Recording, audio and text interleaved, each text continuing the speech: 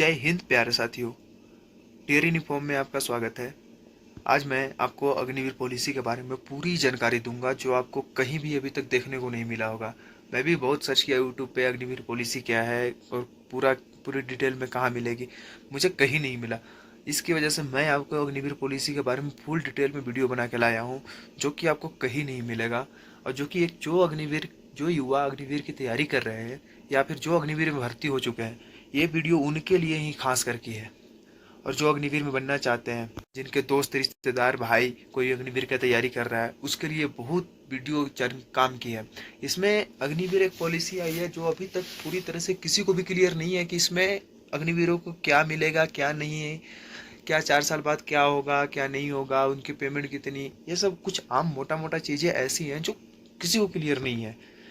जिसके उपलक्ष्य में मैं आपको पूरी फुल वीडियो बनाया हूँ अग्निवीर पॉलिसी के बारे में। ये कोई अग्निवीर पॉलिसी मैं ऐसे ही अपने मन से नहीं बनाया हूँ, ना कोई हवा बनाया हूँ। भैया आर्मी हेडक्वार्टर द्वारा जारी की गई अग्निवीर पॉलिसी, उसका मेरे पास पूरा पीडीएफ है और मैं उसी के माध्यम से आपको समझाऊंगा। वो इंग्लिश में पीडीएफ है, मैं आपको उसका सरलतम के लिए मतलब समझाने की सरलता के लिए मैं उसको हिंदी में कन्वर्ट करके मैं आपको पूरी समझाऊंगा। और इस वीडियो में आपको जानकारी दूंगा कि अग्निवीरों को क्या लागू है क्या नहीं लागू है। अभी तक जितने भी अग्निवीर भर्ती हो चुके हैं उनमें से कोई शायद ही 1-2% बंदे होंगे जिनको अग्निवीर पॉलिसी अभी तक पूरी तरह क्लियर होगी। नहीं तो मैं जहाँ तक उनसे मिलता हूँ वहाँ तक मेरा मानना है और मैं उनका रिस्पॉन्स ये देखता हूँ कि उनको भी पूरी तरह अग्निवीर पॉलिसी के बारे में जानकारी नहीं है। वो भी डाउट में है कि क्या मिलेगा क्या नहीं मिलेगा। जैसा कि मैं एक एग्जांपल देता हूँ कि अग्निवीर पॉलिसी में ये लिखा है कि जैसे कि आप 4 साल बाद मतलब आप दोबारा आर्मी ज्वाइन करते हो तो आपका जो सेवानिधि पैकेज है वो आपको आधा मिलेगा। जो आपने जो जमा किया वही मिलेगा, सरकार द्वारा नहीं मिलेगा। जो कि अब मैं बता रहा हूँ कि 99% अग्निवीरों को क्लियर ये बात नहीं है। वो यही सोच रहे हैं कि दोबारा मैं रीच ज्वाइन करूँगा तो मेरे को पूरा जो 11 लाख कुछ रुपए हैं वो मेरे को मिलेगा। जबकि ऐसा नहीं है, आप दोबारा ज्वाइन करते हो आपको आधा पैसे मिलेगा। ये अग्निवीर पॉलिसी में साफ तौर पे लिखा हुआ है, जो मैं आपको आगे वीडियो में बताऊंगा। ऐसे ही अग्निवीरों को भी अभी तक पूरा क्लियर नहीं है कि उनके पॉलिसी के बारे में उनके ये सरकार ने क्या वेलफेयर तय किया है क्या नहीं तय किया है, क्या भत्ते मिलते हैं क्या नहीं मिलते हैं, क्या अलाउंसेस है क्या नहीं मिलते हैं, एक्स्ट्रा पैसे एक्स्ट्रा अलाउंस कैसे आती है, आपको कैटेगरी के बाद क्या लागू है, आप जब डेथ करते हो तो उसके बाद क्या लागू है, आप किस सिचुएशन में डेथ करते हो तो आपको कितना पैसा मिलेगा। ऐसे वैसे सारा जानकारी मैं आपको इस वीडियो में दूंगा क्योंकि अग्निवीर पॉलिसी में मेंशन है। मैं कोई अपनी तरफ से जानकारी प्रोवाइड नहीं कर रहा हूँ। अग्निवीर पॉलिसी के बारे में मैं आपको इस वीडियो में A to Z जानकारी दूंगा, इसलिए वीडियो को स्किप मत करें। ये वीडियो थोड़ा लंबा जाएगा इसलिए वीडियो में बने रहें। अगर आपको अभी टाइम नहीं है तो आराम से जाएं, अपने आप टाइम निकालें और उसके बाद फुल वीडियो देखें जिसमें आपको A to Z मैं आपको अग्निवीर से रिलेटेड बातें बताऊंगा जो सरकार ने गाइडलाइंस जारी की है अग्निवीरों के लिए।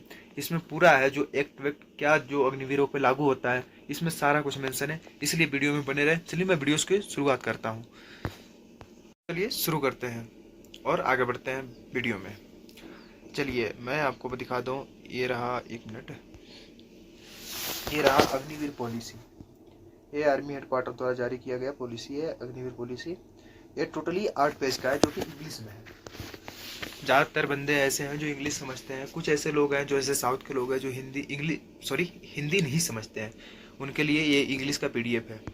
ये पूरा इंग्लिश में लिखा हुआ ये आर्मी हेडक्वार्टर द्वारा जारी किया गया ये अग्निवीर पॉलिसी है, जिसमें लिखा हुआ टर्म एंड कंडीशन अग्निपथ, एक minute, Agnipath scheme for service in Indian army June 2022। जो अग्निवीर, जैसे मान लेता हूँ मैं कि जो बंदे साउथ के हैं, अगर उनको हिंदी समझ में नहीं आती वो पीडीएफ का इसका स्क्रीनशॉट ले सकते हैं, या फिर मैं उन टेलीग्राम चैनल में आपको इसका पीडीएफ प्रोवाइड कर दूंगा। नहीं तो मैं आपको समझाता ही जाऊंगा। मैं हिंदी में भले ही मेरा समय से बना के रखा हूँ बट मैं आपको हर चीज़ समझाता जाऊंगा जिसमें आपको परेशानी नहीं होगी। पर आपको अगर सरलता चाहिए कि मेरे को पीडीएफ चाहिए तो मैं आपको टेलीग्राम चैनल में दूंगा। ये पूरे टोटली 8 पेज का अग्निवीर पॉलिसी है जो कि 3 पेज आपको सामने दिख रहा होगा, 3 पेज ये नीचे है, 2 पेज ये नीचे है, मतलब टोटली 8 पेज का पीडीएफ है जो कि फुल्ली इंग्लिश में है। जो कि आपको समझाने की सरलता है तो मैं इसको हिंदी में कन्वर्ट कर रखा हूँ। आपको एक अच्छा स्लाइड बना रखा हूँ जिसके द्वारा मैं आपको फुल हिंदी में और फुल डिटेल के साथ समझाऊंगा, जिसमें आपको बताऊंगा अग्निवीर पॉलिसी में क्या है क्या नहीं। चलिए वीडियो में आगे बढ़ते हैं। चलिए ये है आ गया नियम और शर्तें, टर्म एंड कंडीशन, मतलब अग्निवीरों का टर्म एंड कंडीशन क्या है। इंडियन आर्मी, एआई, जहाँ में एआई लिखा हुआ आप देखोगे आप समझना इंडियन आर्मी। इंडियन आर्मी में सर्विस करिए अग्निपथ स्कीम, जून 2022। जैसा कि आपको पता है कि अग्निवीर पॉलिसी जून 2022 में आई थी, जो यही अग्निवीर पॉलिसी है जिसके मापदंड के बेसिस पे अग्निवीर आज जॉब कर रहे हैं सेना में और वो अपना कार्यभार संभाल रहे हैं। चलिए बात करता हूँ मैं। इसको पहला टॉपिक है ए, एनरोलमेंट। एनरोलमेंट मतलब होता है नामांकन या एडमिशन। आप किसी भी कॉलेज या वगैरह में जाते हो तो पहले एडमिशन कराया जाता है, उस दिन से आपका अटेंडेंस स्टार्ट हो जाता है, उसी को एनरोलमेंट बोलते हैं सेना की भाषा में। कैंडिडेट को आर्मी एक्ट 1950 के तहत 4 साल के सर्विस पीरियड के लिए एनरोल किया जाएगा, जिसमें ट्रेनिंग पीरियड भी शामिल है। ये अग्निवीर पॉलिसी का फर्स्ट है कि कैडेट मतलब जो भी अभ्यर्थी अग्निवीर है जो चयनित होकर सेंटर में रिपोर्ट कर चुके हैं, वो आर्मी एक्ट 1950 के तहत 4 साल के लिए एनरोलमेंट होंगे। जैसा कि जो अग्निवीर भी कार्यरत हैं उनको पता होगा कि जैसे वो सेंटर गए होंगे सबसे पहले उनका एनरोलमेंट हुआ होगा। उसी एनरोलमेंट फॉर्म में भी लिखा होता है कि आप आर्मी एक्ट 1950 के तहत आते हैं, आपको कुछ कंडीशनें दी जाती है, उसमें जो आपको टिक करना होता है यस नो, वही एनरोलमेंट। इस तरह के हुए अग्निवीर आर्मी एक्ट 1950 के तहत आएंगे और उन्हें जमीन समुद्र या हवा से कहीं भी जाने का ऑर्डर दिया जाएगा। आर्मी एक्ट 1950 जैसा कि आपको पता है कि जब आप आर्मी ज्वाइन करते हो आप सिविल से अलग हो जाते हो, जिसके बाद आपको कोई सिविल का जो इंडियन पीनल कोड है उसका सेक्शन आप पे नहीं लगता, आप पे आर्मी एक्ट लगता है। वही लिखा हुआ है कि आप 1950 के तहत आर्मी एक्ट के तहत आप आ जाओगे। जैसे ही आप 4 साल के लिए भर्ती हो तो आर्मी एक्ट उसी दिन, जिस दिन आप पे एनरोलमेंट होता है उसी दिन से आप आर्मी एक्ट 1950 के तहत आ जाते हो। ये है आर्मी एक्ट 1950। चलिए वीडियो में आगे बढ़ते हैं। तीसरा है, इस स्कीम के तहत एनरोल हुए अग्निवीर किसी भी तरह की पेंशन या ग्रेजुएटी के लिए एलिजिबल नहीं होंगे। जैसा कि अग्निवीर स्कीम में साफ लिख दिया कि आप इस तरह के जो भर्ती हो रहे हैं उसमें आप 4 साल बाद कोई भी पेंशन के लिए, कोई भी रिटायरमेंट के लिए एलिजिबल नहीं होंगे। जो आपका सेवानिधि पैकेज, जो रिटायरमेंट नहीं है, रिटायरमेंट कुछ अलग होता है, ये सेवानिधि पैकेज है, वो चीज़ अलग है। साफ लिखा है कि इस स्कीम के तहत एनरोल हुए अग्निवीर किसी भी तरह की पेंशन या ग्रेजुएटी के लिए एलिजिबल नहीं होंगे। ये आपको दिमाग में बैठा लेना है कि आपको कुछ और बेनिफिट मिलेगा। चलिए वीडियो एक है, फिर है सर्विस क्या होने वाला है।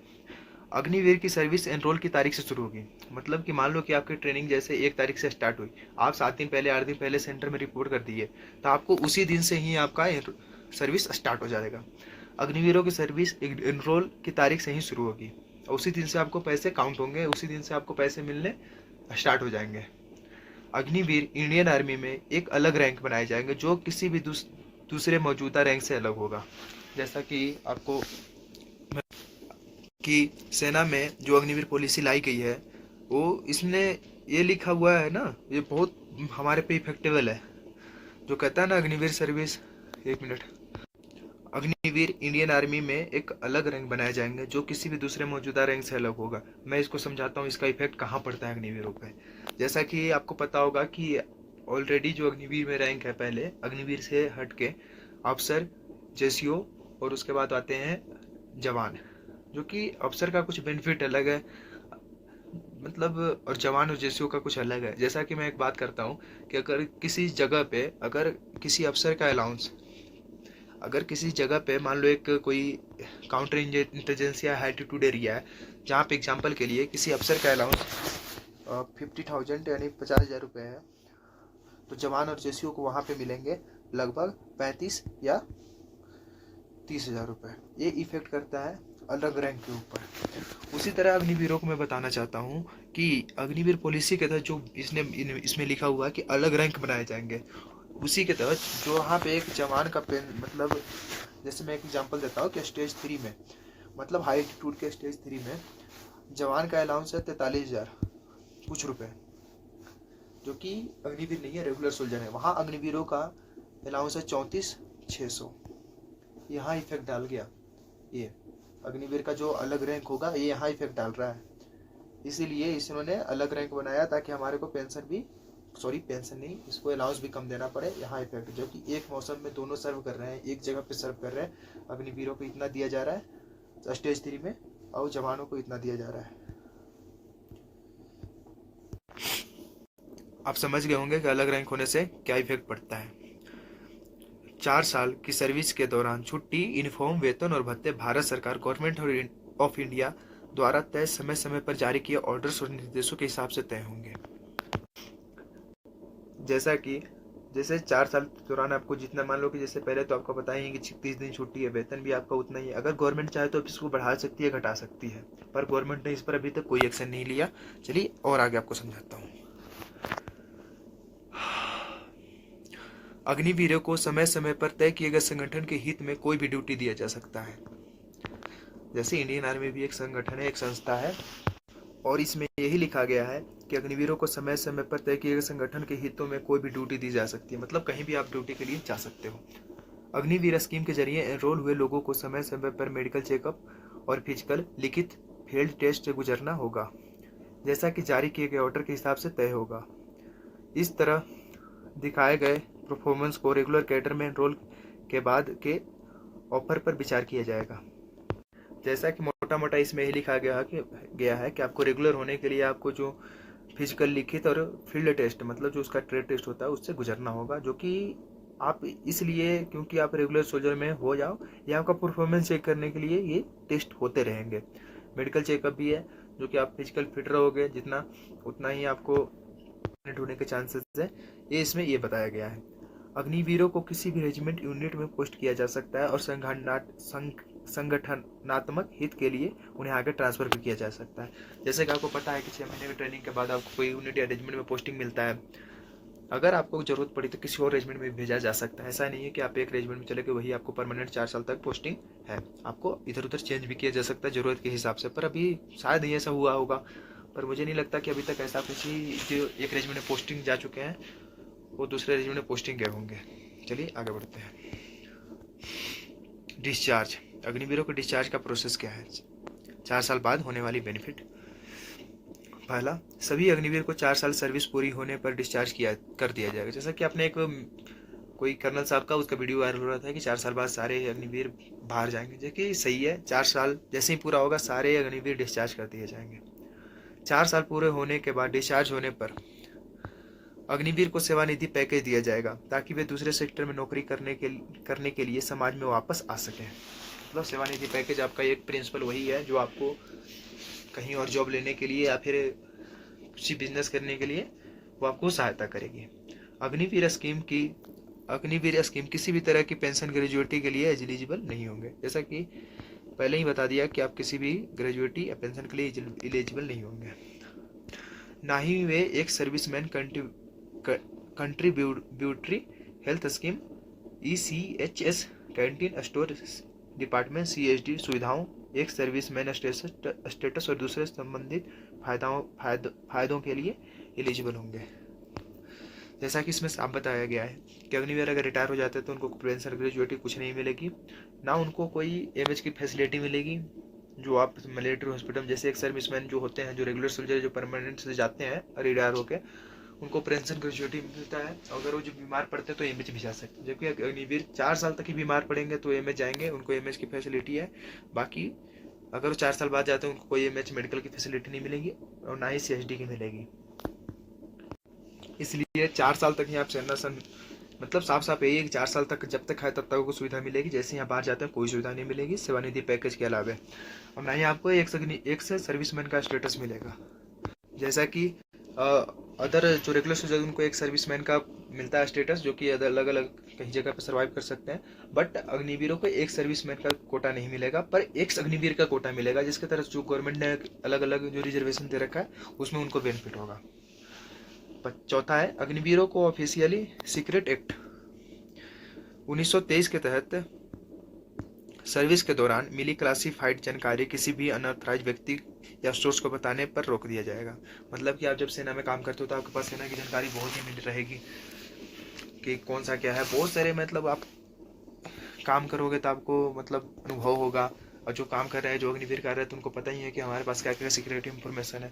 वही इंफॉर्मेशन आप 4 साल बाद बाहर जाते हो तो किसी भी अनऑथराइज व्यक्ति को या सोर्स को बताने से रोक दिया जाएगा। अगर आप बताते हो तो कानूनन अपराध है, आप पे सेना एक्शन लेगी।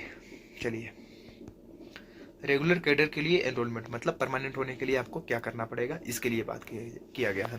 पहला, ऑर्गेनाइजेशनल मतलब जो सेना की ज़रूरत है, ऑर्गेनाइजेशनल ज़रूरतों और जारी की गई पॉलिसी के आधार पर जो अग्निवीर हर बैच में अपना एंगेजमेंट पीरियड पूरा कर रहे हैं, उन्हें इंडियन आर्मी के रेगुलर कैडेट में एनरोलमेंट के लिए अप्लाई करने का मौका दिया जाएगा। मतलब कि जो आप 4 साल तक सेवा दे रहे हो, उसी में आपको एक मौका दिया जाएगा आप रेगुलर सोल्जर में अप्लाई करने के लिए। इन एप्लीकेशन पर आर्मी एक सेंट्रलाइज तरीके से विचार करेगी, जिसमें उनके एंगेजमेंट पीरियड के दौरान परफॉर्मेंस सहित एक ऑब्जेक्टिव क्राइटेरिया होगा और अग्निवीरों के हर खास बैच के 25% से ज़्यादा को उनके 4 साल का एंगेजमेंट पीरियड पूरा होने के बाद इंडियन आर्मी के रेगुलर कैडर में एनरोल नहीं किया जाएगा। मतलब कि ये हिसाब लिखा है कि 75% बाहर जाएंगे, 25% को एनरोल किया जाएगा, 75% को एनरोल नहीं किया जाएगा। ये स्पष्ट शब्दों में लिखा गया है। अगर इसमें भी है कि अगर गवर्नमेंट ऑफ इंडिया मतलब भारत सरकार करता है करती है तो ये चेंज हो सकता है, बट अभी तक तो की नहीं है। चलिए आगे बढ़ते हैं। रेगुलर कैडर के लिए एनरोलमेंट यही दूसरा है। रेगुलर कैडर के तौर पर एनरोल हुए अग्निवीरों को 15 साल के और एंगेजमेंट पीरियड के लिए काम करना होगा और वे सर्विस की शर्तों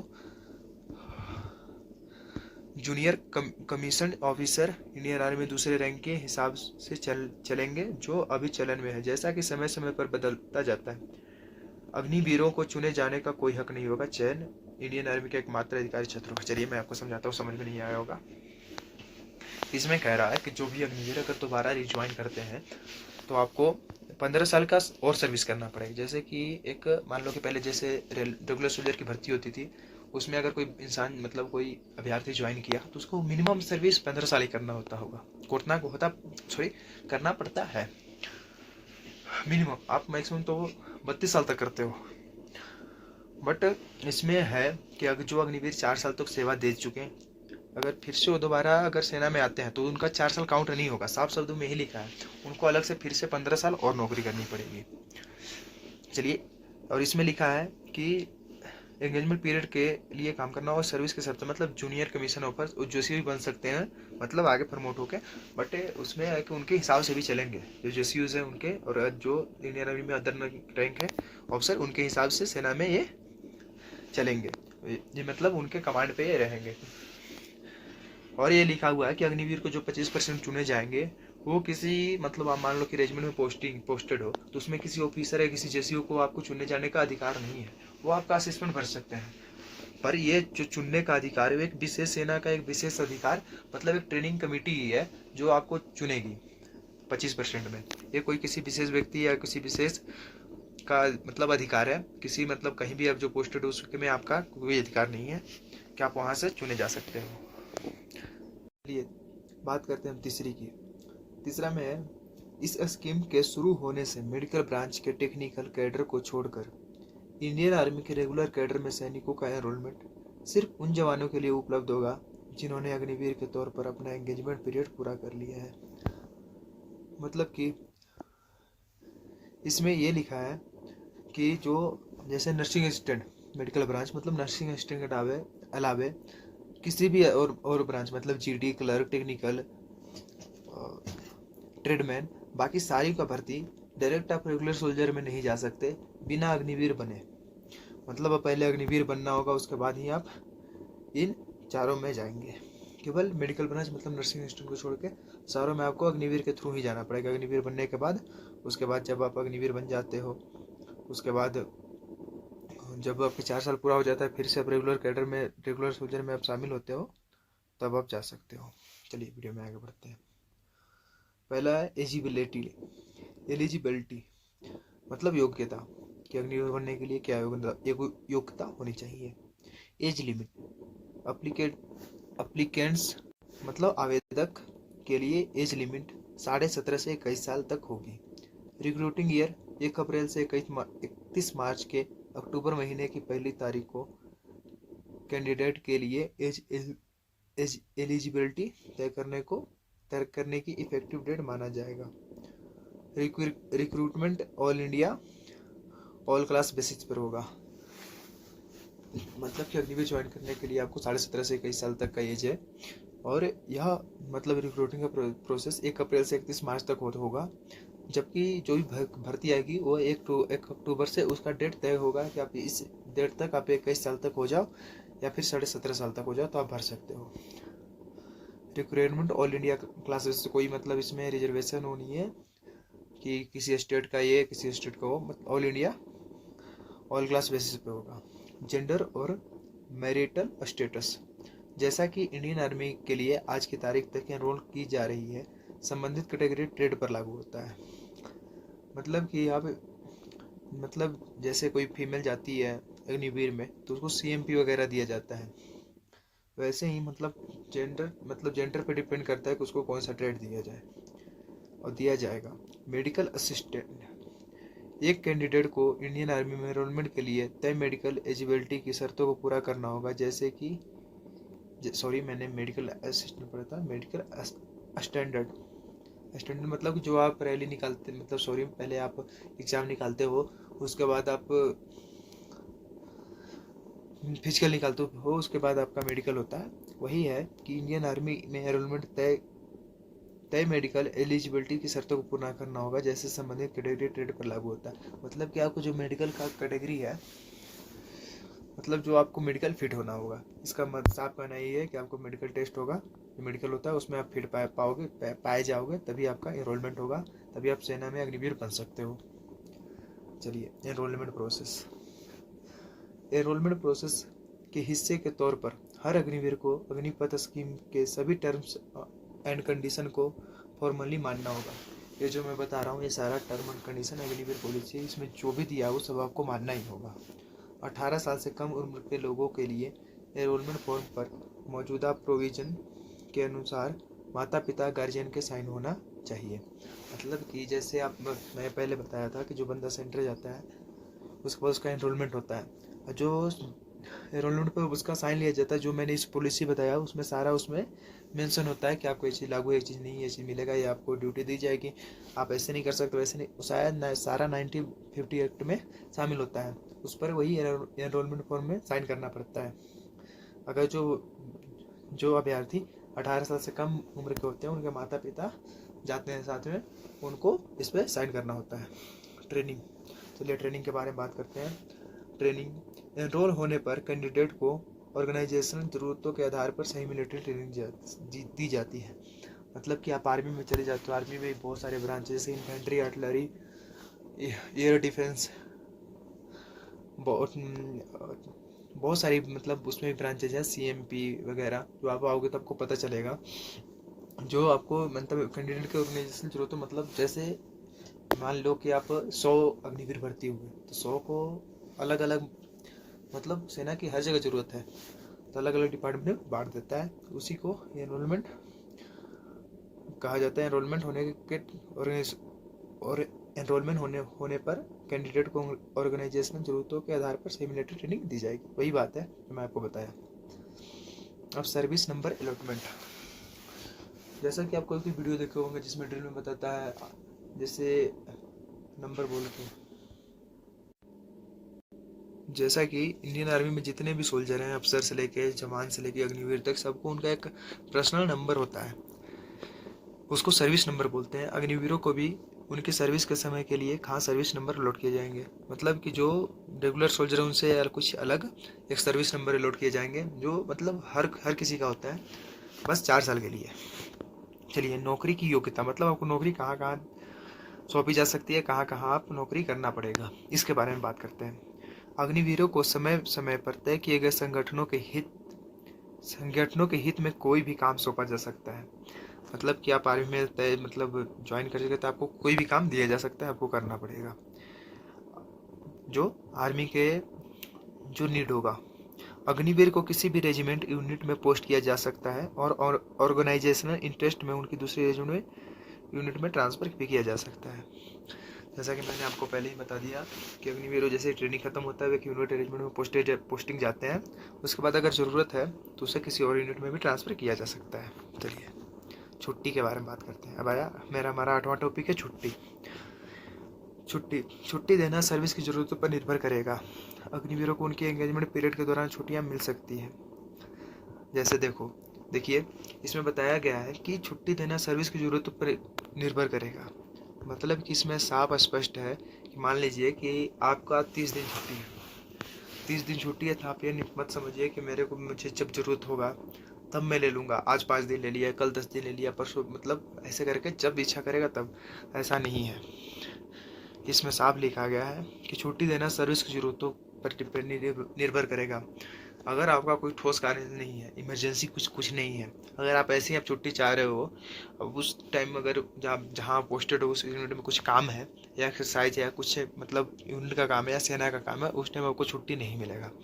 आपको छुट्टी तभी मिलेगा जब आपको उस टाइम कोई ज़्यादा काम नहीं होगा, आपको कुछ उतना ज़रूरत नहीं होगी। ये साफ है लिखा हुआ, ये सारे के लिए लागू होता है। सालाना छुट्टी साल में 30 दिन तक मिलता है, ये तो आपको पता ही होगा। बीमारी की छुट्टी मतलब सिक लीव, जैसे कोई इंसान मतलब कोई अग्निवीर भी मतलब भर्ती होने के बाद बीमार हो जाता है या फिर मतलब कैसी मतलब कोई भी बीमारी होने पर मेडिकल सलाह के आधार पर आपको सिक लीव मिलता है। मतलब मेडिकल अफसर जो होता है वो आपको सिक लीव रिकमेंड करता है। जैसे पैर में हल्का फ्रैक्चर हो गया, माइनर वगैरह वगैरह, तो उसमें सिक लीव दिया जाता है रिकवर होने के लिए। जैसे डेंगू हो गया, उसमें सिक लीव दिया जाता है रिकवरी के लिए। मोटा मोटा सिक लीव तब दिया जाता है जब आप ज़्यादा बीमार होते हो, जिसको रिकवर करने में आपको टाइम लगेगा, तब सिक लीव दिया जाता है कि बंदा बेड रेस्ट करे, घर पे जाए आराम से, वहाँ रेस्ट करे, अपना रिकवर होकर फिर वापस आर्मी ज्वाइन करे, सॉरी यूनिट ज्वाइन करे। यूनिफॉर्म, चलिए यूनिफॉर्म के बारे में बात करते हैं अग्निवीरों का। अग्निवीर अपनी सर्विस के दौरान अपनी यूनिफॉर्म पर एक खास निशान पहनेंगे, पूरी जानकारी अलग से दी जाएगी। जैसा कि इसमें लिखा हुआ है कि जैसे आपने देखा होगा कि सेना में हर रैंक का एक पहचान होता है। जैसे एक नया, पहले मान लो आप, मैं बताता हूँ, पहले जब जो रेगुलर सोल्जर है जिनका कोई प्रमोशन नहीं होता वो सिंपल पहनते हैं ड्रेस। जिनका थोड़ा प्रमोशन होता है, एक फित्ती होता है उसको लेस नाइकी बोला जाता है, फिर 2 फित्ती होता है उसको नाइकी बोला जाता है, 3 फित्ती होता है उसको हवलदारी बोला जाता है, 1 स्टार एक लाइन रहता है तो उसको नायब सूबेदार बोलते हैं, 2 स्टार एक लाइन रहता है तो उसको सूबेदार बोलते हैं। उसी तरह वैसे सेना में विभिन्न प्रकार का रैंक है, उसको पहचान के लिए रखा गया है। तो उसी प्रकार अग्निवीरों को भी कहा गया है कि अग्निवीर अपनी सर्विस के दौरान अपनी यूनिफॉर्म पर एक खास निशान पहनेंगे, पूरी जानकारी अलग से दी जाएगी। जहाँ तक ये सेंटर में ही आपको देखने को मिलेगा कि अग्निवीर को निशान पहनते हैं, चिंदी बिंदी लगाते हैं। बाकी रेजिमेंट में बहुत कम देखने को आपको मिलेगा, पर अग्निवीर और रेगुलर सोल्जर समान ही रहते हैं, उनका ड्रेस में कोई अंतर नहीं है, समान ही रहते हैं। चलिए वीडियो में आगे बढ़ते हैं। सम्मान और अवार्ड, मतलब अग्निवीर इंडियन आर्मी के लिए मौजूदा गाइडलाइंस के अनुसार सम्मान और अवार्ड के हकदार होंगे। मतलब कि आपने कुछ, जैसे जो सम्मान आपको नॉर्मल सोल्जर को मिलता है वही अग्निवीर को भी मिलेगा। मतलब इसका भी है कि शहीद होने के बाद भी जो ही सम्मान मिलेगा। बट और जैसे आपने अभी देखा होगा रिसेंटली कि ये कुलवीर सिंह को सेना मेडल मिला, वैसे भी मतलब आपको सेना मेडल, अति विशिष्ट सेवा मेडल वगैरह मिल सकता है। आप अच्छा काम करोगे तो आपको रेगुलर सोल्जर की तरह ही आपको सम्मान और इनाम अवार्ड मिलता रहेगा। चलिए मेडिकल और CSD की सुविधाएं। इंडियन आर्मी में अपने एंगेजमेंट पीरियड के दौरान अग्निवीर मिलिट्री हॉस्पिटल में मेडिकल सुविधा के साथ साथ CSD प्रोविजन के भी हकदार होंगे। मतलब कि मैंने आपको पहले ही बता दिया था कि इंडियन आर्मी में जो 4 साल तक आप सेवा करोगे तो उसमें आपको 4 साल तक आपको मेडिकल फैसिलिटी भी मिलेगी। और CSD कैंटीन मतलब आप ग्रोसरी का सामान ले सकते हो CSD से, घर भी ले जा सकते हो, घर वाले भी ले सकते हैं, पर आपके कार्ड से डिपेंडेंट कार्ड नहीं बनता। जैसे ही रेगुलर सोल्जर वालों को माता पिता का, वाइफ का डिपेंडेंट कार्ड बनता है, जबकि अग्निवीरों को तो शादी करना ही लागू नहीं, तो माता पिता का बनना चाहिए, बट नहीं बनता है, केवल उनका कार्ड होता है। अगर आप छुट्टी जाते हैं तो आप नज़दीकी CSD से सामान ले सकते हैं, और लिखकर कार्ड भी मिलता है आपको, जिससे आप वाइन वगैरह ले सकते हैं CSD के थ्रू। चलिए आगे बढ़ते हैं। वेतन और भत्ते, वेतन भत्ते और उससे जुड़े फायदे। अग्निवीर पैकेज, अग्निवीरों का वेतन आपको पता ही होगा। अग्निवीरों का वेतन और भत्ते नीचे दिए गए होंगे। फर्स्ट साल कस्टमाइज पैकेज, मतलब कि जो आपको एक निर्धारित पैकेज है वो मिलेगा 30,000 रुपये प्लस भत्ते लागू। भत्ते लागू का अर्थ है कि मान लीजिए कि आपका 30,000 पेमेंट मोटा मोटा है, तो आप कहीं और मतलब जैसे हाई एल्टीट्यूड एरिया, काउंटर इंटरजेंसी, जैसे जम्मू कश्मीर, लद्दाख, अरुणाचल जैसे आप इन जैसे पोस्ट पर आते हैं तो आपको एक्स्ट्रा अलाउंस मिलते हैं, हाई एल्टीट्यूड अलाउंस। आपके अलाउंस से अगर जानकारी लेना है तो आपको मेरे इस चैनल पे ही वीडियो है, उसमें आपको सारे अलाउंस का जानकारी मिल जाएगा, कहाँ कितना मिलता है, मैंने बना कर रखा है, वो आप देख लेना। कस्टमाइज प्लस भत्ते लागू, मतलब जो इसका अलाउंस वहाँ का होगा। दूसरे साल कस्टमाइज पैकेज 33,000। मैं आपको बताऊंगा इसमें से ही कटते हैं 30%। मैं आपको आगे बताऊंगा। जो आपका 30,000 है उसमें 23,000 नहीं आते, 21,000 आते हैं, वो करते हैं, मैं आपको आगे बताऊंगा। दूसरा साल कस्टमाइज पैकेज 33,000 प्लस भत्ते लागू, जो अलाउंस वहाँ का होगा। तीसरा साल कस्टमाइज पैकेज प्लस 36,500 प्लस लागू भत्ते। चौथे साल कस्टमाइज पैकेज 40,000 प्लस लागू होने वाले भत्ते। जैसा कि मैं बताया था, ऊपर दिए गए पैकेज से 30% हर महीने कॉर्पस में जमा करना जरूरी होगा, जिसे गवर्नमेंट ऑफ इंडिया मैच करेगा। कॉर्पस कंट्रीब्यूशन को घटाकर बची हुई रकम इन हैंड कंपोनेंट होगी।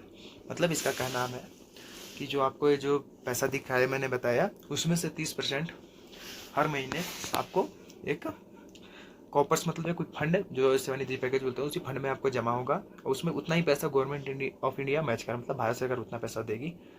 और कह रहा है मतलब कि कॉर्पस मतलब जितना आप जमा कर रहे हो 30% जमा करके बाकी आपका 70% है, वो आपको इन हैंड कंप्यूटर मतलब इन हैंड डिपॉजिट होगा आपके अकाउंट में। मतलब जैसे 30,000 है आपका, तो 30% करके 9,000 21,000 रुपये आपका जमा होगा, वही 9,000 गवर्नमेंट देगी। चलिए आगे बढ़ते हैं। सेवानिधि पैकेज के बारे में डिटेल बताता हूँ कि कैसे आप डिस्चार्ज होने के बाद आपका कैसे इसका यूज क्या करोगे और कैसे आपको गवर्नमेंट पैसा देगी। हाँ, 4 साल में डिस्चार्ज। चलिए आगे बढ़ते हैं। 4 साल में डिस्चार्ज होने पर 5.2 लाख का corpus government of India match करेगा। टोटल 10,04 लाख की रकम और जमा हुआ ब्याज अग्निवीरों को दिया जाएगा। जिन अग्निवीरों को बाद में रेगुलर कैडर के तौर पर इंडियन आर्मी में एनरोलमेंट के लिए चुना जाता है, उन्हें दिए जाने वाले सेवानिधि पैकेज में सिर्फ उनका कंट्रीब्यूशन शामिल होगा। मतलब इसमें साफ कर दिया, जो मैं आपको वीडियो के शुरू में ही बताया था कि जो आप सेवानिधि पैकेज आपका जो जमा होगा या जो आप मतलब भर्ती हो तो जमा हो रहा है, तो आपका मतलब 5.2 लाख समथिंग जमा होता है। टोटल होता है 10 पॉइंट मतलब गवर्नमेंट का पैसा मिला के 10,04,000। इसमें आपको इंटरेस्ट मिला के 11 लाख के समथिंग आ जाता है पैसा। बट इसने साफ लिखा है कि जिन अग्निवीरों बाद में रेगुलर कैडर के तौर पर इंडियन आर्मी एनरोलमेंट के लिए चुना जाता है। चलिए मैं आपको हाईलाइट करके दिखा देता हूँ।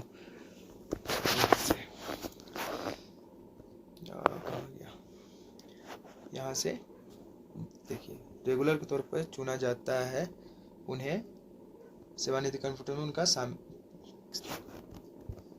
मतलब इसमें साफ इसने कह दिया। एक मिनट, थोड़ा सा मैं आपको 1 मिनट रुकिएगा, कि इसमें साफ कह दिया कि आप अगर रेगुलर सोल्जर के कैडर में चुने जाते हो तो आपका केवल हिस्सा ही मिलेगा। साफ तौर पर यही लिखा है कि जिन अग्निवीरों को बाद में रेगुलर कैडर के तौर पर इंडियन एनरोलमेंट के लिए चुना जाता है, उन्हें दिए जाने वाले सेवानिधि पैकेज में सिर्फ उनका कंट्रीब्यूशन ही शामिल होगा। साफ शब्द में गवर्नमेंट ने क्लियर कर दिया। आपको कोई डाउट में रहने की जरूरत नहीं है कि आपको 11 लाख के समथिंग पैसा मिलेगा आप दोबारा ज्वाइन करते हो, तो बिल्कुल नहीं। आपका केवल आपका जो जमा पैसा होगा और उस पर जो ब्याज होगा वही मिलेगा। मतलब आपको मिलेगा 5.5 लाख 6 लाख के समथिंग, अगर आप दोबारा से ना ज्वाइन करते हो तो। अगर नहीं ज्वाइन करते हो तो आपको पूरा सारा मिल जाएगा, जिसमें उस पर जमा हुआ ब्याज भी शामिल होगा। अगर अग्निवीर अपनी रिक्वेस्ट पर अपनी एंगेजमेंट पीरियड खत्म होने से पहले सर्विस छोड़ देते हैं तो उस व्यक्ति का आज तक जमा हुआ सेवानिधि पैकेज लागू ब्याज दर के साथ दिया जाएगा। ऐसे मामले में सेवानिधि पैकेज में कोई सरकारी कंट्रीब्यूशन नहीं मिलेगा। सेवानिधि इनकम टैक्स से मुक्ति होगी। मतलब जैसे अब मैं बता रहा हूँ कि जो अग्निवीर मतलब 4 साल होने से पहले कोई ट्रेनिंग में ही छोड़ देता है, या फिर कोई मतलब 6 महीने बाद, साल भर बाद, 2 साल बाद छोड़ देता है जॉब, अगर छोड़ देगा, अगर 4 साल पूरा होने से पहले कभी भी अगर जॉब छोड़ेगा तो उसको जो सेवानिधि पैकेज में उसके काम मतलब जमा होगा धनराशि, बस केवल उसका ही मिलेगा। जो सरकार दे रही है वो नहीं मिलेगा। और जो जमा हो रहा है आज तक, जब तक जो जॉब छोड़ रहा है तब से अभी तक का उसका से मतलब जितना जमा होगा वो सारा ब्याज के साथ मिलेगा। सेवानिधि पैकेज जो दिया जाएगा वो इनकम टैक्स फ्री रहेगा, उस पर कोई गवर्नमेंट टैक्स नहीं लेगी। चलिए आगे बढ़ते हैं। पेमेंट का तरीका, सेवानिधि आपको अकाउंट में कैसे आएगा 4 साल बाद, उसके बारे में प्रोसीजर बताया गया है। सेवानिधि पैकेज, हर अग्निवीर को सेवानिधि पैकेज पाने के 2 ऑप्शन दिए जाएंगे, जिसका मकसद बैंक गारंटी के जरिए सेल्फ एम्प्लॉयमेंट या एंटरप्रेन्योरशिप के लिए फाइनेंशियल लोन देना और बाहर निकलने पर तुरंत आकस्मिक खर्चों को पूरा करना है। पक्की जानकारी अलग से दी जाएगी। जैसे इसका साफ का मतलब का नाम है, जैसे आपने के जरिए सेल्फ एम्प्लॉयमेंट, मतलब ये होता है कि आपको सेल्फ एम्प्लॉयमेंट को बिजनेस करने के लिए आपको एक तो गवर्नमेंट एक बार में ही पैसा दे देगी। अगर आप चाहते हैं तो आपको जैसे ही भर्ती मतलब रिलीज हुए आपको पूरे 11 लाख रुपए दे देगी। दूसरा है एंटरप्रेन्योरशिप के लिए फाइनेंशियल लोन। मतलब कि एक तरह से आप इसका जो आपका सेवा निधि पैकेज है 11 लाख रुपए समथिंग, उसको आप एक तरह से बैंक में अपना गारंटी के लिए रख सकते हैं। उसके बेसिस पे आप उससे ज़्यादा लोन ले सकते हैं। मतलब 11 लाख रुपए उससे कई गुना ज़्यादा लोन ले सकते हैं। उसका मतलब आप सिक्योरिटी के तौर पे इस्तेमाल कर सकते हैं और अपना बिजनेस स्टार्ट कर सकते हैं। इसमें ये लिखा गया है कि आप बैंक गारंटी के जरिए लोन ले सकते हैं उस पैसे के बदौलत। अलाउंस, चलिए अलाउंस की बात करते हैं। जो मैं बता रहा था कि अग्निवीरों को एक्स्ट्रा पेमेंट भी मिलते हैं। जो अलाउंस होता है उनका अभी ऐड होता है पेमेंट के अलावा। अग्निवीर की सैलरी एक कंपोजिट पैकेज है, मतलब एक फिक्स पैकेज है और वह किसी भी डियरनेस अलाउंस और मिलिट्री सर्विस पे के लिए एलिजिबल नहीं होगा। उसे समय समय पर गवर्नमेंट ऑफ इंडिया तय किए गए रिस्क और हार्डशिप राशन, ड्रेस और ट्रेवल अलाउंस मिलेंगे। मतलब साफ कह दिया कि जैसे जो मतलब जो रेगुलर सोल्जर हैं उनके मतलब एमएसपी करके कुछ पैसे आते हैं। मतलब बहुत आपने देखा होगा, किसी का पे स्लिप देखोगे तो आपको पता चलेगा, या फिर जो सेना में उनको पता ही है कि क्या क्या एमएसपी आता है। मतलब एक मिनट एमएसपी होता है मिलिट्री से सर्विस पे। ये थोड़ा ऊपर आ गया, एक मिनट। एमएसपी होता है जो कि जवान अफसर सारे को मिलते हैं। रेगुलर सोल्जर में जो होते हैं उनके पर अग्निवीरों को ऐसा कोई सुविधा लागू नहीं है। बस उनको यही मिलेगा समय से गवर्नमेंट ऑफ इंडिया मतलब भारत सरकार जो तय कर गई है, और बाद में अगर चेंज करती है वो भी मिल सकता है। तो बस रिस्क मिलेगा, मतलब जैसे जो आप जैसे मेंटेनेंस इलाका है जैसे जम्मू कश्मीर वगैरह, वहाँ का रिस्क अलाउंस मिलेगा, हार्डशिप मिलेगा। जैसे कि आप कहीं हाई एल्टीट्यूड में पोस्टेड है लद्दाख की तरफ, तो वहाँ हाई एल्टीट्यूड अलाउंस मिलेगा। राशन का पैसा मिलेगा, आप छुट्टी जाते हो तो उसका मतलब राशन का पैसा आता है। फिर ड्रेस और ट्रैवल अलाउंस मिलेंगे, मतलब आपको ड्रेस का पैसा भी मिलेगा। और जो ट्रैवल अलाउंस आप इधर उधर मतलब ट्रैवल करते हैं, अगर आप अपने से पैसे से ट्रैवल करते हैं कहीं तो आप उसको क्लेम कर सकते हैं, या फिर आपको मतलब गवर्नमेंट मतलब इंडियन आर्मी आपको टिकट करके ही भेजती है। चलिए आगे बढ़ते हैं। अग्निवीरों को armed forces personal private provident fund या किसी दूसरे प्रोविडेंट फंड में कोई भी कंट्रीब्यूटर करने की छूट होगी। मतलब कि जैसे कोई आप जो आर्मी में होंगे या फिर जो आपके रिलेटेड आर्मी में होंगे तो उनको पता होगा कि मतलब बैंकों की तरफ से अलग अलग फंड चलाए जाते हैं। मतलब कुछ मतलब आपके पैसे पैसे लिए जाते हैं जिसके बेसिस पे आपको एक हेल्थ मतलब एक सुरक्षा भी मिलता है, जैसे लाइफ इंश्योरेंस भी मिलता है उस तरह का। आपको बाद में उसका पैसा भी वापस मिलता है। जैसे आपने जो फौज में होंगे उनके रिश्तेदार फौज में होंगे तो पता होगा कि एक प्रहरी का चलता है, मैक्स लाइफ इंश्योरेंस से सब चलता है, जो उसमें कंट्रीब्यूशन मतलब उसमें आप भागीदारी करने का आपको छूट मिलेगा, आप उसमें पैसे जमा कर सकते हैं। फिर यह इस स्कीम के जरिए एनरोल हुए अग्निवीरों को ग्रेजुएटी या पेंशनरी बेनिफिट का कोई हक नहीं है। मतलब इसके तहत जो अग्निवीर बन रहे हैं उनको ना कोई रिटायरमेंट यानी मतलब ग्रेजुएटी मिलेगी, ना कोई पेंशन का हकदार होंगे। चलिए तो सबको पता है। चलिए आगे बढ़ते हैं। लाइफ इंश्योरेंस कवर, मतलब लाइफ इंश्योरेंस उसका मतलब जीवन बीमा जिसको बोलते हैं, उसके लिए गवर्नमेंट का क्या प्लान है चलिए हम आपको देखते हैं और बताते हैं। अग्निवीरों को उनके एंगेजमेंट पीरियड के दौरान 48 लाख का नॉन कंट्रीब्यूटरी लाइफ इंश्योरेंस का कवर दिया जाएगा और वे army group insurance fund AGIF scheme benefit के लिए एलिजिबल नहीं होंगे। मतलब एक आर्मी जो रेगुलर सोल्जर उनको AGIF एक स्कीम फंड है जिसमें कुछ पैसे करते हैं, जो कि आप अगर मतलब भगवान ना करेगा कैजुअलिटी मतलब डेथ होता है तो उसमें से आपको कुछ मतलब अच्छा मोटा रकम दिया जाता है, जो कि अग्निवीरों को लागू नहीं है। अग्निवीरों को एक ऐसे ही मतलब बिना कोई पैसे दिए एक 48 लाख का नन कंट्रीब्यूट मतलब कोई पैसे जमा किए 48 लाख का फंड मिलता है, जो आपके डेथ के उपरांत दिए जाएंगे। चलिए मैं आपको इसके बारे में डिटेल बताऊंगा क्या क्या आपको डेथ के बारे में मिलेगा। चलिए आगे बढ़ते हैं। अग्निवीरों के लिए सर्विस का मैक्सिमम टाइम ऊपर पैरा 2 में बताया गया, मतलब जो सर्विसों का मैक्सिमम टाइम मतलब 4 साल। हालांकि इस स्कीम के तहत अग्निवीरों को सर्विस आर्मी एक्ट 1950 के अनुसार कभी भी खत्म कर दी जा सकती है। जैसे कि इसमें साफ लिखा है कि आर्मी एक्ट 1950 जो बहुत लंबा चौड़ा है, जो कि पूरा उसका डिटेल कहीं भी नहीं मिलता है, इधर ऑफिस आर्मी के मतलब सीक्रेट ग्रुप के पास ही रहते हैं। उसमें साफ लिखा है कि आपकी नौकरी कभी भी रद्द की जा सकती है। मतलब कि अगर गवर्नमेंट आज चाह गई तो वो अग्निवीर पॉलिसी को ख़त्म करके उसको रेगुलर में कन्वर्ट कर सकती है। इसका मतलब ये है कि 1900 कभी भी ख़त्म की जा सकती है। जैसे ये अग्निवीर पॉलिसी है तो इसका मतलब ये नहीं कि आप मतलब ज्वाइन हो गए तो आप कहोगे कि नहीं भाई मैंने 4 साल के लिए ही ज्वाइन हूँ तो 4 साल के लिए ही रहूँगा। अगर गवर्नमेंट आज चाह गई तो आप उसको रद्द करके अगर रेगुलर सोल्जर में कन्वर्ट कर दिया तो आपको पूरा नौकरी करना पड़ेगा। इसका मतलब ये है। अग्निवीरों को टर्म्स ऑफ एंगेजमेंट पूरी होने से पहले खुद के कहने पर रिलीज करने की इजाज़त नहीं है। मतलब कोई अग्निवीर चाहे कि अगर 4 साल होने से पहले अगर वो बाहर जाना चाहे तो इसकी इजाज़त नहीं है। बट हालांकि ज़्यादातर खास मामलों में इस स्कीम के तहत एनरोल किए गए लोगों को अगर सही अथॉरिटी से मंजूरी मिल जाए तो रिलीज किया जा सकता है। मतलब कि जैसा कि आपको भी पता होगा कि कई अग्निवीरों ने जॉब छोड़ा है और ये ज़रूरी नहीं है कि मतलब रिलीज नहीं होंगे, होते हैं।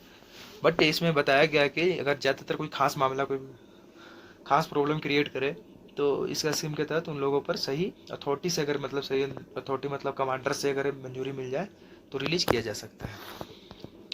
चलिए, मौत के लिए मुआवजा मतलब डेथ के बाद अग्निवीरों को क्या मिलता है शहीद होने के बाद, चलिए इसके बारे में मैं आपको डिटेल से समझाता हूँ। अग्निवीरों पर आर्मी के पेंशन रेगुलेशन के नियम लागू नहीं होते हैं। जैसे समय समय बदलते गए अग्निवीरों पर कोई पेंशन के रेगुलेशन लागू नहीं होते, तो आपको पता ही है, मैंने आपको बता ही दिया। उन्हें मौत के लिए सही मुआवजा दिया जाएगा। अग्निवीरों को फाइनेंशियल फायदे देने के मकसद से मौत को इस तरह बांटा जाएगा। जैसे आपका किस प्रकार का डेथ होता है इस प्रकार इस ये भी बांटा गया है। कैटेगरी एक्स एक्स कैटेगरी क्या है? ऐसी मौतें जो ना तो मिलिट्री सर्विस की वजह से हो और ना ही उससे बड़ी हो। मतलब जो मौत मतलब कोई ना कोई मिलिट्री एक्टिविटी, मतलब आप जैसे 4 साल के लिए भर्ती हो गए तो आप 4 साल मतलब सेना के लिए हो। मान लो आप छुट्टी भी जाते हो तो आप ऑन ड्यूटी हो। तो अगर ऐसे कैटेगरी को आप एक्स कैटेगरी मतलब आप छुट्टी जाते हो एक्सीडेंट अगर भगवान ना करे पर ऐसा कुछ होता है तो एक्स कैटेगरी में आता है, जो आप सेना के लिए नहीं काम कर रहे थे उस टाइम। ऐसी मुझे मिलिट्री सर्विस हो जाओ और ना ही उससे बड़ी हो, मतलब ना कोई मिलिट्री सर्विस हो ना उससे कोई बड़ी हो। कैटेगरी वाई ऐसी मुझे मिलिट्री सर्विस की वजह से हो या उससे बड़ी हो या ट्रेनिंग समय ड्यूटी करते समय एक्सीडेंट हादसे की वजह से हो। मतलब जो ट्रेनिंग या ड्यूटी कर रहे हो उसमें एक्सीडेंट हादसा हो गया, वो वाई कैटेगरी में आता है। जेड कैटेगरी में क्या है? कैटेगरी जेड हिंसा, आतंकवादियों, असामाजिक तत्वों, दुश्मन के हमले, बॉर्डर पर झड़पों, युद्ध शांति स्थापना, ऑपरेशन सिविल पावर की मदद वगैरह के दौरान और ऑपरेशन की तैयारी के दौरान हुई मौत। थोड़ा इसमें आगे बताता हूँ। युद्ध की ट्रेनिंग जिसमें बैटल इनक्यूलेशन ट्रेनिंग एक्सरसाइज शामिल है और भारत सरकार वगैरह द्वारा खास तौर पर नोटिफाइड किए गए प्राकृतिक आपदा ऑपरेशन के कारण होने वाली एक्सीडेंटल मौतें। मतलब आप किसी भी तरह के मतलब जो सेना के लिए आप मतलब साहब आप समझ लो कि आप सेना के हित के लिए आर्मी ऑर्डर के मतलब जो सेना आपको जो सीनियर ऑर्डर दिया उसके, या लड़ाई हो गई या कुछ भी हो गया या सिविल में या कहीं भी जो आप सेना के काम के लिए उसमें आपका एक्सीडेंटली या कैसे भी डेथ होता है तो उसमें वो जेड कैटेगरी में आता है। विकलांगता के लिए मुआवजा मतलब आप जैसे हाथ पैर गंवा देते हैं, विकलांग हो जाते हैं, उसके लिए अगर किसी व्यक्ति को परमानेंट लोक मेडिकल कैटेगरी यानी एलएमसी में रखा जाता है तो आधिकारिक विकलांगता एट्रीब्यूशन को परसेंटेज पता करेंगे। मतलब जो विकलांग होता है तो उसमें परसेंटेज पता करना पड़ता है कि कितने परसेंट विकलांग है, उस हिसाब से उसको मुआवजा दिया जाता है। विकलांगता सर्विस की शर्तों के कारण बड़ी हुई के मामले में नीचे बताए गए अनुसार एक वर्ग की एक्स कैटेगरी दी जाएगी। विकलांगता की सीमा कैलकुलेशन इस तरह होगा। मतलब कि मैं उस हिसाब से वही लिखा है कि विकलांग जो होता है मतलब कुछ भी तरह का मतलब विकलांगता होती है तो इसका परसेंटेज कितना है उसी हिसाब से उसको मुआवजा दिया जाएगा। इसमें मैं बताता हूँ कि लिखा हुआ है कितना कब कितना मिलेगा। जैसे अंतिम रूप से दिव्यांगता प्रतिशत मतलब कि कोई अग्निवीर अगर 20 से 49% के बीच विकलांगता होता है तो उसे 50% मिलेगा। जो मुआवजा है जो मैंने 48 लाख रुपए बताया उसका 50%। अगर 50 से 75% के बीच हुआ तो उसको 75% मिलेगा 48 लाख का। और जब 76 से 100% का है तो उसको 100% दिया जाएगा। चलिए और आगे बताऊंगा कितना दिया जाएगा। मृत्यु विकलांगता पर पात्रता मतलब मृत्यु या विकलांग पर कितने पैसे मिलेंगे। श्रेणी, ड्यूटी पर सेवा के दौरान मृत्यु, मतलब वाई और जेड कैटेगरी में है।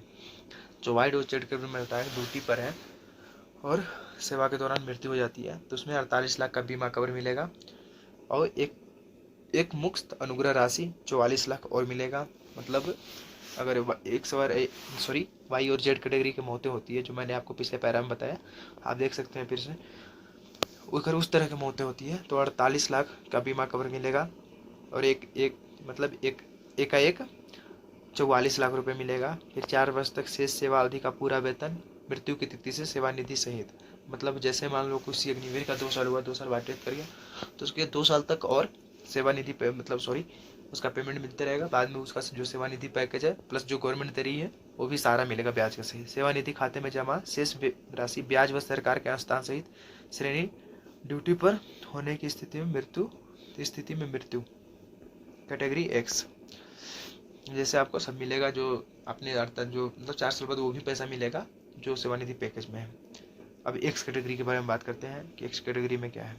ड्यूटी पर ना होने पर स्थिति में, मतलब आप ड्यूटी पे नहीं है, छुट्टी गए या कहीं और गए, तो उसमें आपका मौत होता है तो वो एक्स कैटेगरी में आता है। जैसे मैं बताता हूँ, उसमें आपको केवल 48 लाख का बीमा कवर दिया जाएगा। उसमें आपको 44 लाख का जो एक मुश्त अनुग्रह राशि थी वो नहीं मिलेगा, वो केवल आपको 48 लाख का बीमा कवर मिलेगा। सेवानिधि खाते में जमा शेष राशि ब्याज व सरकार के अनुदान से। इसमें साफ बता दिया कि आपको वही मिलेगा, 48 लाख रुपए मिलेगा और जब आप आज तक जो मृत्यु के डेट तक पैसा जो जमा होगा वो मिलेगा आपको। आगे जो 2 साल बचा या 3 साल बचा उसका वो भी पैसा नहीं मिलेगा अगर आप एक्सीडेंटली डेथ करते हो तब। ये भी हाँ, शेष राशि ब्याज व सरकार के अनुदान से, मतलब सरकार का ही उसमें पैसा जो दिया होगा वो भी मिलेगा आपको, बट उसी डेट तक। अब चलते हैं श्रेणी, दिव्यांगता सेवा परिस्थितियों के कारण, मतलब कि जो सेवा आप ड्यूटी के दौरान आप मतलब विकलांगता मतलब विकलांग होते हो तो उसमें आपको कितना मिलेगा। चलिए हम आपको बताऊँ। दिव्यांगता प्रतिशत के अनुसार 144 25 15 लाख 4 साल वर्ष तक शेष सेवा अवधि का पूरा वेतन दिव्यांगता स्थिति से सेवा सहित सेवा निधि खाते में शेष राशि ब्याज व सरकार के अनुदान सहित। मतलब इसमें साफ कह दिया कि आपको परसेंटेज देखा जाएगा, जो मैंने आपको बताया कि 50% है, 75% है या 100% है। अगर मान लो आप 20 से 49% है तो आपको 15 लाख रुपए मिलेंगे, और अगर 50 से 75% है तो 25 लाख मिलेंगे। अगर 76 से 100% है तो 44 लाख मिलेंगे। और आपकी जब तक सर्विस है 4 साल तक कंप्लीट नहीं हो जाती तब तक आपको आपका सेवानिधि पेमेंट आता रहेगा, और सेवानिधि पैकेज भी पूरा होने के बाद 4 साल खत्म होने के बाद वो भी आ जाएगा इसमें। चलिए, 4 साल की सर्विस पर नौकरी छोड़ने वाले लोगों के लिए फायदे, मतलब कोई अग्निवीर नौकरी छोड़ रहा है 4 साल के बाद, मतलब जो 75% में आ गया, जो नौकरी करना नहीं चाह रहा, बाहर आ गया फौज से, उसको क्या लाभ मिलेगा उसके बारे में बताऊंगा। 4 साल की सर्विस पूरी करने के बाद जैसा लागू हो, मतलब कि जैसे ये तो जब अग्निवीर पॉलिसी जो लाई गई है उसका बात है।